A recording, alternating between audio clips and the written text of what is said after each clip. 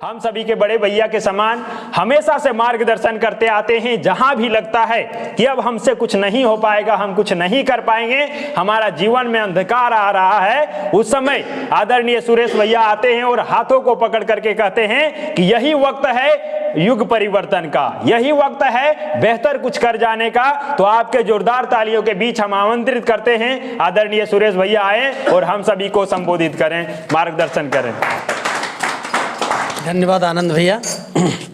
आज कहते हैं 23 मार्च है और भारत में सुखदेव, राजगुरु और भगत सिंह को कौन नहीं जानता है। वो कहते हैं आज भी युवाओं के दिलों में वो ब्रह्मा विष्णु महेश की तरह प्रतिष्ठा प्राप्त किए हैं अपनी करनी के कारण, अपने जीवन को ऊंचे उद्देश्यों में समर्पित करने के कारण। तो आज का वक्त, आज का दिन उस भारत माता के अनमोल तीनों रत्न ब्रह्मा विष्णु महेश के समान, जिनको हम लोग भावना से, दिलों से, श्रद्धा से याद करने का आज दिन है। और याद करके सिर्फ नहीं बल्कि उनके व्यक्तित्व से हम लोगों को सीखने की ज़रूरत है, अनुकरण करने की ज़रूरत है।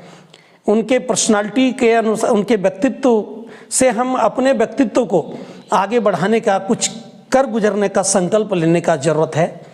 और वह हिंदुस्तान के गलियों में जब गूंजा था भगत सिंह का वो नारा, इनकलाब जिंदाबाद, मेरा रंग दो बसंती चोला, तो आज भी युवाओं की बाहें फड़कती है।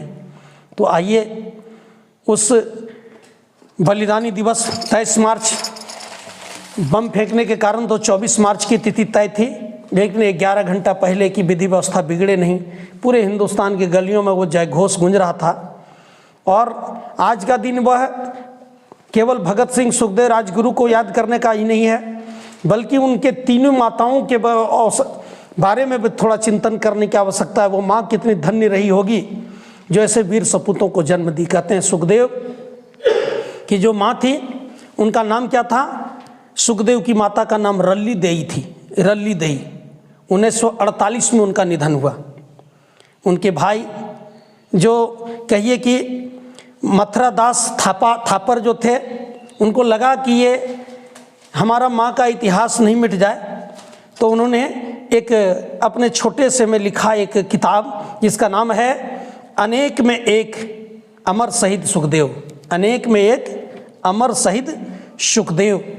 जब कहते हैं जेल की कोठरियों के पास रल्ली दई अपने बेटा से मिलने गए, जिनके बेटे को फांसी हो रहा है, भगत सिंह का तो बहुत चर्चा होती है, लेकिन रल्ली दाई ने क्या कहा जेल की कोठरियों पर जब मिलने गया सुखदेव से, तो कहा भावनात्मक रूप से संघर्ष को याद किया और कहा भगवान के सामने आंचल फैलाकर कहती है मैं भीख मांगता हूँ, मुझे हिंदुस्तान में कहीं भी और किसी भी हालत में जन्म लें तो हर जन्म में मुझे सुखदेव ही पुत्र के रूप में प्राप्त हो। इतने ऊंचे उद्देश्य की ये माताएं अपने कोख से जन्म देती है। भगत सिंह की माँ का नाम था विद्यावती कौर और सुखदेव राजगुरु की माता का नाम था पार्वती बाई। जब भगत सिंह को फांसी हो रही थी तब इनको बहुत सारा, उनके बाद बहुत दिनों तक वो रहीं विद्यावती कौर। कहते हैं 1 जून 1975 को उनका निधन हुआ था और उनको जब सरकार के द्वारा वहाँ 1965 में गई थी आपका उज्जैन में के एक प्रसिद्ध लेखक थे, उनका नाम था श्री कृष्ण सरल, एक महाकाव्य लिखा 9 मार्च 1965 को, तो उसके विमोचन के लिए भगत सिंह की माँ को उज्जैन बुलाया गया था। कहते हैं आज किसी नेता मंत्री का स्वागत होता है तो कहते हैं कि कितना शानदार आदमी है, पूरा पलक पावड़ा देश विदेश में बिछा दिया है। लेकिन उस समय विद्यावती कौर जब उज्जैन की धरती पर उतरी थी तो पूरा उज्जैन को फूलों से बिछा दिया गया था और पुष्पों की वर्षा होती, खुली बॉडी की गाड़ियों में पूरा एक राजमाता की तरीके से इनका सम्मान हुआ था। और विद्यावती कौर का जहाँ जहाँ चरण पड़ा था वहाँ के लोग कोई धूल उठा लिया, कोई फूल उठा लिया और उसमें जो सम्मान की राशि मिली थी इनको विमोचन के बाद, उस राशि को वह त्याग और की प्रतिमूर्ति याद करके रोंगटे खड़े हो जाते हैं। उसने 1 पैसा नहीं रखा। जो बटुकेश्वर दत्त बीमार थे, जो बाद में निधन हुआ, कहते हैं उनको मुखबरी का आरोप भी लोग लगा दिया था, लेकिन बटुकेश्वर दत्त ऐसा नहीं किया था। बदनाम हो जाता है आदमी। विद्यावती कौर अपनी सारी राशि समर्पित कर दिया। इतना त्याग बलिदान जिसके अंदर हो। पार्वती बाई राजगुरु मात्र 6 वर्ष के थे, उसी समय उनके पिता का देहांत हो गया, लेकिन तीनों का जो अद्भुत मिलन था। और आज जब याद करते हैं तो आज बहुत सारे लोगों में ये बात आती है भगत सिंह का, वो बहुत लोग हवाला देते हैं, मैं नास्तिक क्यों हूँ, मैं नास्तिक क्यों हूँ। ऐसा नहीं बोला भगत सिंह कि नास्तिक रहने में ही भलाई है, वो केवल अपने बारे में लिखा मैं नास्तिक क्यों हूँ, क्योंकि उस समय की परिस्थिति थी, उस समय का जो वातावरण था, जिस तरीके से धर्म को लोग प्रस्तुत कर रहे थे, धर्म के प्रति जो भ्रांतियां समाज में छाई भी थी।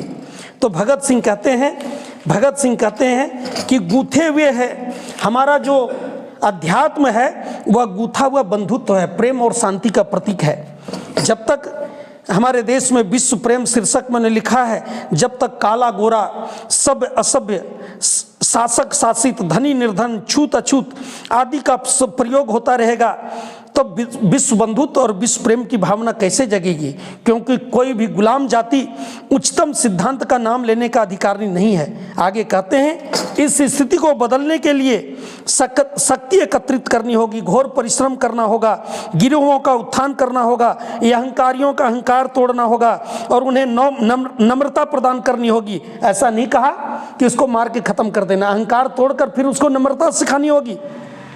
निर्बलों को बल, निर्धनों पराधीनों को स्वाधीनता, अशिक्षितों को शिक्षा, निराशावादियों को आशा की आभा, भूखों को रोटी, बेघरों को घर, नास्तिकों को विश्वास।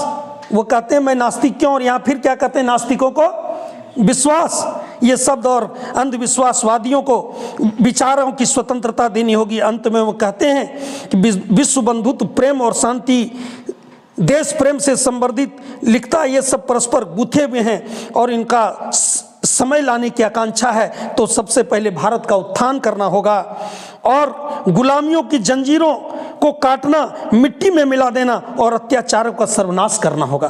कितना बड़ा संकल्प है। वो कोई भगवान का थोड़ी विरोध किए। अर्थात जो भारत की, हिंदुस्तान की आत्मा सोई हुई थी, वैचारिक पथभ्रष्टता आ गया था। जो ऊंचे लोग थे गरीब लोगों को पैर की जुत्ती समझ रहे थे, बैकवर्ड फॉरवर्ड की जो भावना, ऊंच नीच की भावना, कोई ऊंची जातियों में जन्म लेने से इतिहास में अमर आज तक नहीं हुआ है। ऊंची जातियों में जन्म लेने के कारण आज तक कोई महापुरुष हमारे देश में या विश्व के किसी कोने में, किसी भी भूभाग में वो महापुरुष नहीं बन पाया। महापुरुष बनने के लिए अपने विचारों को, अपने कर्तृत्व को, अपनी भावनाओं को ऊंचा करना पड़ता है। कहते हैं ऊंचा, महापुरुष महान विचारों के प्रति अपने जीवन को ओतप्रोत करना पड़ता है। और इसलिए परम पूज्य गुरुदेव ने कहा जाति वंश का नहीं महत्व, मानवता है असली तत्व। ये अध्यात्म क्या करता है, अध्यात्म मानवीय गुणों को विकसित करने का विज्ञान था, अध्यात्म विज्ञान। और अध्यात्म विज्ञान के अभाव में आज देश के किसी भी सेक्टर को देखिए, जब अध्यात्म के अभाव में राजनीति को देखते हैं, अध्यात्म के अभाव में विज्ञान को देखते हैं, अध्यात्म के अभाव में कलाकार को देखते हैं, अध्यात्म के अभाव में जब धनवान को देखते हैं, अध्यात्म के अभाव में जब प्रतिभावान को देखते हैं, तब वो देखते हैं समाज के लिए आज क्या कर रहे हैं जो नहीं करना चाहिए। धनवान क्या कर रहे हैं, शराब की फैक्ट्री खोल रहे हैं, गुटखा की फैक्ट्री खोल रहे हैं, बोला इसके दाने दाने में केसर है। भाई केसर की कितनी कीमत है, लेकिन ये शाहरुख अच्छा है, और एक और कौन है भाई, अजय देवगन, ये बुध फेसर बना हुआ है, ये बुध फेसर बना हुआ है और कह रहा है दाने दाने में केसर है। अरे दाने दाने में केसर युवाओं को कैंसर की ओर क्यों धकेल रहे हो। आज ये क्रिकेटर लोग जुआ खिलाने सिखा रहे हैं और बॉलीवुड वाले गुटखा खाने सिखा रहे हैं। यही तो दो बातें चल रही है। रोहित शर्मा का नाम लेते हैं, भाई रोहित शर्मा का मैं कोई विरोधी नहीं हूं, लेकिन क्या कर रहा है, ड्रीम 11 खेलो, आजा मेरी गाड़ी पर बैठ जा, रो के बताता है। भावनात्मक रूप से लड़कों को भटकाने का काम कर रहा है। उसकी बुद्धि तो कम है। जुआ खेलकर आज तक इतिहास में कोई टाटा बना है क्या, कोई बिरला बना है क्या, कोई अंबानी बना है क्या। महाभारत में जिसके संरक्षक भगवान कृष्ण थे और वो जुआ जब खेलता है तो अपनी पत्नी तक को भी दांव पर लगा देता है और उसके कारण महाभारत खड़ा हो जाता है। और यो युवा 11 रुपया लगाओ, नींद खराब करो, 49 रुपया लगाओ, और उसका धीरे धीरे आदत खराब हो रहा है। इसलिए दोस्तों, किसी भी सेक्टर को देखिए तो उसको सजाने के लिए अध्यात्म की आवश्यकता है। अध्यात्म क्या है? अध्यात्म भोजन में उस नमक के समान है। गुरुदेव ने कहा संतुलित अध्यात्म। भोजन में नमक ज्यादा हो जाए तब भी स्वाद बिगड़ जाए, और कम हो जाए तब भी भोजन में उस नमक के समान है, जो उसके स्वाद को बढ़ा देता है, जायका को बढ़ा देता है। इसलिए अध्यात्म जीवन जीने का मजा है। जीवन को आनंदित रूप से कैसे जिए, वह अतुल इंजीनियर बन जाए, हम एबीपी न्यूज आज तक का एंकर बन जाए, चित्रा त्रिपाठी बन जाए, 16 साल तक हमारा दाम्पत्य जीवन चल जाए, और फिर बाद में कहते हैं कि अब वो मोड़ पर है कि हम लोग अकेले अकेले रहेंगे। भाई आप लोग अकेले रह लिए अपनी जीवन में आप अतुल अग्रवाल जी कितना मायूस होकर के एक्स पर लिखा कि पत्नी की विचारों की प्रधानता सदैव रही है, तो आज क्यों नहीं रहेगा। यानी रामायण की चौपाइयों का उल्लेख करते हुए अपना दर्द बयां किया है। इंसान के लिए इशारा ही काफ़ी है। भाई क्या मिलेगा आपको जीवन में? कहीं कुछ नहीं मिलने वाला है। ये क्या है? पति पत्नी के रिश्ते, ये अध्यात्म के अभाव में ही टूट रहा है। हमारे यहाँ दादा दादी कितना उम्र के हो गए, लेकिन कोई चाहता है कि हमारा दादा दादी मर जाए? बड़े प्रेम से श्रद्धा से मिलते हैं, बड़ी सुख की अनुभूति है जब घर जाते हैं। और जिनके घर में बड़े भाग्यशाली, जिनका दादा दादी जीवित है, जिनके माता पिता घर में हैं, उनको गजब की सुख शांति मिलती। माता तो बूढ़ी हो जाती है, लेकिन कोई चाहता है कि हमारी माँ मर जाए? माँ के अभाव में घर जाता है जब आदमी, जिनकी माँ नहीं है, उसको लगता है घर शमशान है। बहुत बड़ी कमी है। तो जिस तरीके से परिवार में माँ का महत्व है, वैसे ही किसी भी सेक्टर में जाए दोस्तों, अध्यात्म उस माँ के समान है, जो हमारा पोषण करती है, एक एक चीज़ों का ख्याल रखती है, हमको जो गंदगी से मुक्त करती है। बाप और माँ में के अंतर क्या है? छोटा सा बच्चा पोटी कर दिया तो बाप कहता है ले जाओ उधर, ले जाओ ले जाओ, ये गंदा कर दिया, ये कर दिया। लेकिन माँ बच्चे से घृणा करती है, तुरंत जाती है नल के पास, पानी साफ जल से स्नान कराती है, साबुन लगाती है, फिर सूखा हुआ साफ कपड़ा पहनाती है, टीका काजल कर पाउडर लगा देती है। और जब बच्चा फिर चकाचक भकाभक हो जाता है तो पिता क्या कहता है? आ जाओ मेरा राजा बेटा। फिर वही बाप जो भी कर रहा था तुरंत ले जाओ, उसको गोदी में बिठा लेता है। तो बाप मतलब वो परमात्मा की गोदी में बैठने लायक हमको कौन बनाता है? वो अध्यात्म का सूत्र, जो हमको वो गंदगी, कौन गंदगी? वो पोटी वाली गंदगी तो हम स्वयं अब बड़े हो गए साफ कर लेते हैं, और भी जो तरीके, वो गंदगी, जो गंदगी केवल बाहर जो दिख रहा है, वो गंदगी हमारे अंदर में भी है। जो गंदगी हमारी मन में आ गया है, जो गंदगी में हमारी भावनाओं में आ गया है, जो गंदगी हमारी विचारों में आ गया है, और उस गंदगी को आज किस मेजर ऑपरेशन से निकाला जाए, कौन सा टेबलेट है? विज्ञान वो कोई टेबलेट नहीं बना पाया दोस्तों। और इसलिए देखेंगे अभी लास्ट फाइनल ईयर MBBS का रहती है कोलकाता में, और उन्हीं के स्टाफ डॉक्टर लोग मिलकर बच्ची के साथ 1:30 बजे रात तक बेचारी जगती, खाना खा कर के, और वहाँ जाके सोती है, और उसके बाद उसके साथ क्या होता है, और उनकी हत्या कर दी जाती है। कितना दरिंदगी समाज हो गया है।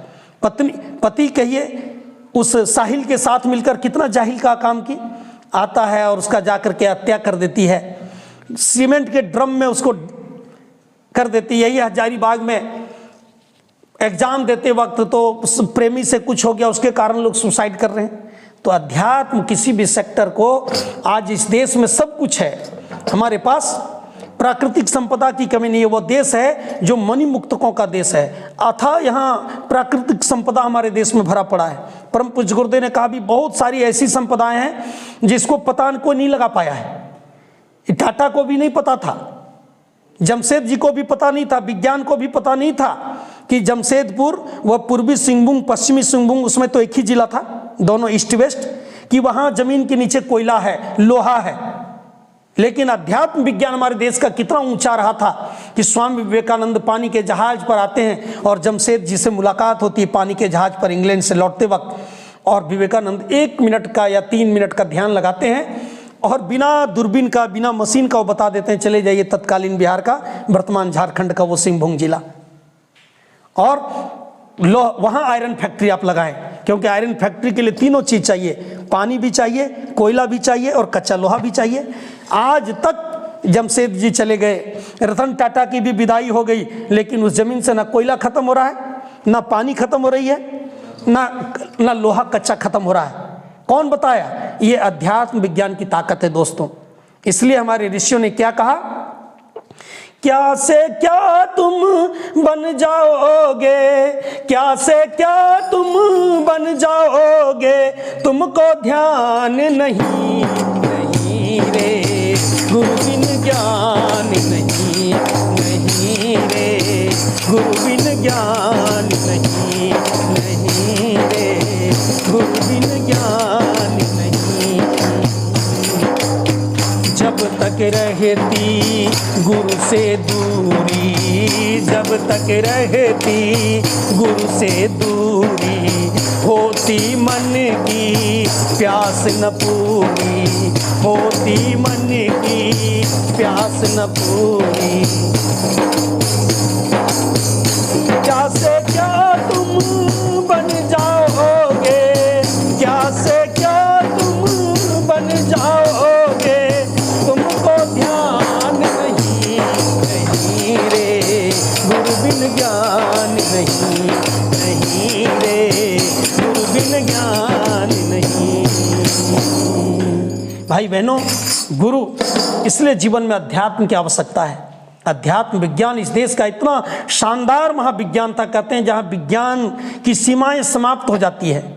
जब आदमी कलाम बन करके आगे खाई है, सामने पहाड़ है, जब जीवन का लक्ष्य समझ में नहीं आता है और उस समय अध्यात्म के किरण का प्रवेश होता है शिवानंद के माध्यम से, और वही कलाम अखबार बेचने वाला, वही कलाम जो सुसाइड की ओर कदम बढ़ रहा है, वही कलाम जो आत्महत्या की ओर बढ़ रहा है, वही कलाम कि पैकेट में पैसा नहीं, कैसे रामेश्वर वापस जाएंगे, वो अध्यात्म विज्ञान उसी कलाम को महान वैज्ञानिक, पोखरण परमाणु परीक्षण के जनक, मिसाइल मैन के रूप में परिणत कर देता है। ये भारत का अध्यात्म है।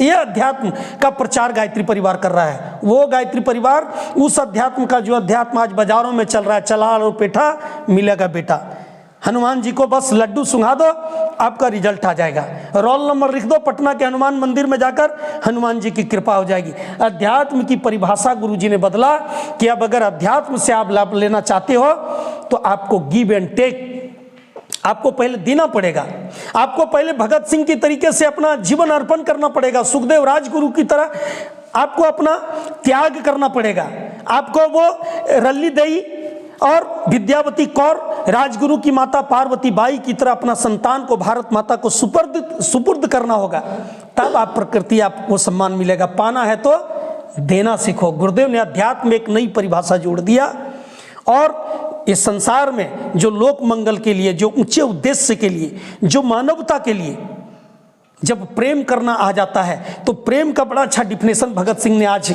उनका विशेषांक आया था अखबार के पन्नों पर, तो प्रेम के बारे में दोनों में झगड़ा हो गया, असेंबली में बम कौन फेंकेगा, किनके पास, राजगुरु को और कहिए कि भगत सिंह के पास। तो अंत में दोनों में ऐसा बहसा बहसी हो गई कि आपस में कुछ दिनों के लिए बात बंद हो गई। लेकिन भगत सिंह क्या थे, उसमें ज़्यादा बुद्धि रखते थे। कहते हैं वो सफल नेता, नेतृत्व कौन होता है, जो झुकना भी जानता है। फिर उन्हें पत्र लिखा, और पत्र लिखा, वाद विवाद में उलझे, और फिर बोलचाल तक बंद हुई। बात में लिखा कि प्रेम हमें ऊंचा उठाता है। एक शीर्षक है, प्रसिद्ध है कि अनंतर उन्होंने जिद करके आर्मी का फैसला बदलवाया और बटुकेश्वर दत्त के साथ खुद सेंट्रल असेंबली में बम फेंकने गए। भगत सिंह द्वारा की गई प्रेम की व्याख्या उनके महान बलिदान की रोशनी को साफ जताती है कि प्रेम में अनुरक्ति है, प्रेम में अनुरक्ति है, न किसी महान उद्देश्य के लिए जान देने से रोकती है, न कायर बनाती है। इसके उलट वह जान देने की तमीज सिखाती है। बोला जान देना है तो दे दो, वतन के लिए क्यों देते हो, सनम के लिए। जब अध्यात्म नहीं होगा तो चाहे कोटा में रहें, चाहे बेंगलोर में रहें, चाहे दिल्ली में रहें, पटना में रहें, चाहे हजारीबाग में रहें, कोटा में भी लोग, कोटा में क्या कहते हैं, धिकोटा है ना गाली, कोटा में भी रह के लोग बर्बाद हो रहे हैं। लेकिन जब अध्यात्म विज्ञान हमारे जीवन में आता है तो कहते हैं ये मन जो हमारा गलत दिशा की ओर भटक रहा है, जिस पर हमारा नियंत्रण नहीं है, अध्यात्म विज्ञान हमारे मन का स्वामी बन जाता है, सेवक बन जाता है। और वह बैताल की तरह जैसे भूत को किसान सिद्ध किया, अब बड़े से बड़े काम, कंपटीशन तो बहुत छोटा चीज़ है दोस्तों।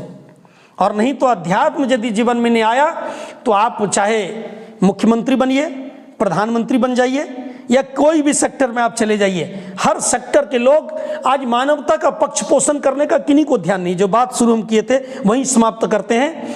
बॉलीवुड वाले चाह रहे हैं कि कितना हमने फिल्म से करोड़ों का पैकेज कमाया, इतना लगाए तो कितनी पूंजी आई, उससे समाज को क्या मिल रहा है उसका रिजल्ट नहीं देखा जा रहा है। बॉलीवुड वाले अभी गाजा में बम गिराया जा रहा है, आप देखे होंगे सोशल मीडिया वायरल है, पत्थर बिल्डिंग के नीचे एक छोटा सा नवजात शिशु दब गया था, लेकिन दबा इस कदर से था कि उसका थोड़ा सा चोट था लेकिन वह सुरक्षित था पत्थर के नीचे, सीमेंट के नीचे। उसका डॉग जो है वह सीआईडी पुलिस को इशारा करके वहाँ खींच कर लाता है और फिर वो पत्थर हटाता है, बच्चा को अनाथ आश्रम में ले जाता है, वो स्वस्थ हो जाता है, मतलब 1 साल से कम का बच्चा।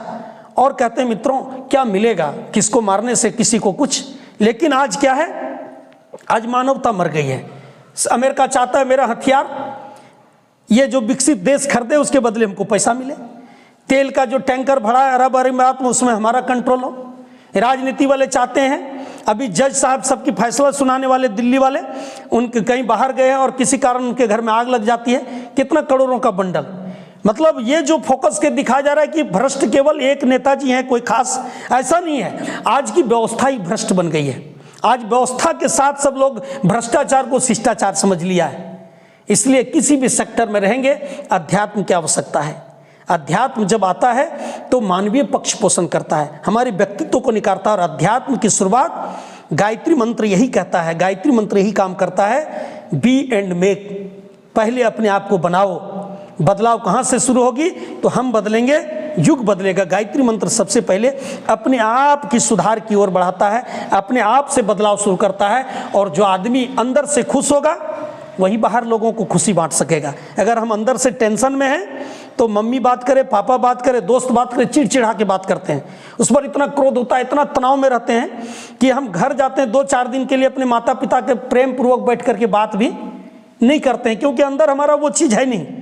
और जब तक अंदर वो मानवीय गुणों का विकास नहीं होगा, जिसको दया कहते हैं, ममता कहते हैं, करुणा कहते हैं, संवेदना कहते हैं, जब तक मानवता के लिए देना, इसलिए देना।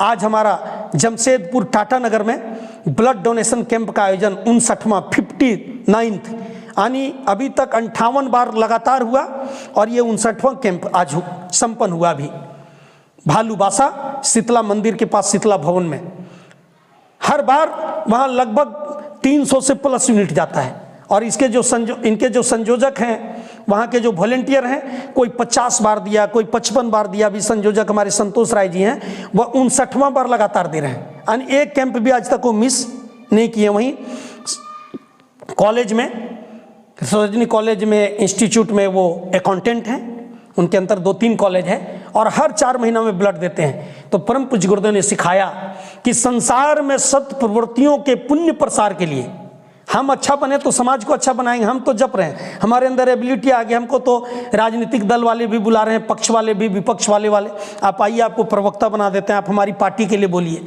तो पार्टी के लिए बोलेंगे तो हमको लाख रुपया महीना मिलेगा, लेकिन समाज को क्या मिलेगा? हम समाज को देना चाहते हैं। हम इस हजारीबाग के माध्यम से झारखंड में युवा का एक ऐसा टकसाल खड़ा करना चाहते हैं जो क्रांति की ज्वाला धधक रही है, धधक रही तन मन प्राणों में, ज्ञान यज्ञ की ज्वाला है, होगा युग निर्माण नया, अब कौन रोकने वाला है। गुरुदेव ने कहा धन ही नहीं, अगर हम ब्लड भी दे रहे हैं मानवता के लिए, तो अगर वो बीमार पड़ जाते, कमजोर हो जाते तो दोबारा नहीं देते। लेकिन ब्लड विज्ञान का है, देने से वो चीज़ घटता नहीं है बल्कि और बढ़ता है और स्वास्थ्य मजबूत होता है। अब तो कहा है कि अगर साल में कम से कम एक बार अगर हम ब्लड नहीं निकालते हैं शरीर से तो ब्रेन हेमरेज हमारा हो सकता है। आज ब्रेन हेमरेज का दौर इसलिए बढ़ रहा है कि जो ब्लड हमारा शरीर में वही बना हुआ है। जैसे ब्लड हमारा शरीर से निकलता है 24 घंटे के अंदर हेमोग्लोबिन फिर से हमारा लौट आता है। इसीलिए ये सब सारा चीज़ों पर गायत्री पर रिसर्च कर रहा है कि अभी की समस्या का समाधान कैसे होगा। तो इसलिए आप सभी युवा साथियों से निवेदन है कि इस संगठन में आप सिर्फ संडे में 1 घंटा का समय निकालें और इस कार्यक्रम को मजबूत बनाएं। फिर 8 घंटा ही यदि आप मन से पढ़ना शुरू कर देंगे दोस्तों, तो आपको सक्सेस पर्सन बनने से दुनिया की कोई ताकत रोक सकेगी।